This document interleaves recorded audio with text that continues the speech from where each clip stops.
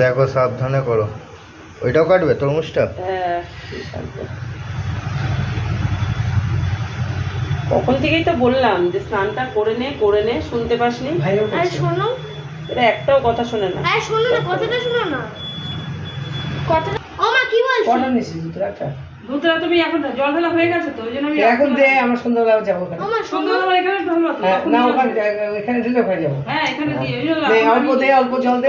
জল ঢালা গেছে, এনে আর কি করবো? নে আয়। গাছে থাক, গাছে ভালো থাক। আর একটু দাও, তরমুজটা দিয়ে নিই, একটা সিয়ে তুলে নিই, তারপরে বলবো। হ্যাঁ বলে তো আমি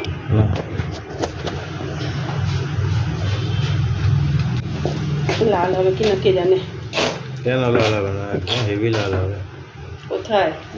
মোটামুটি ভালো হয়েছে একদিকে, বেশি লাল হলে ইঞ্জেকশন দেওয়া হয় মা বলে না মা? হ্যাঁ। এটাই ঠিক আছে, বলছে নাকি ইঞ্জেকশন দেওয়া হয়। দেখ এটা আবার সাদা সাদা অংশটাও দেখ বেশি নেই, দেখেছিস মোটা।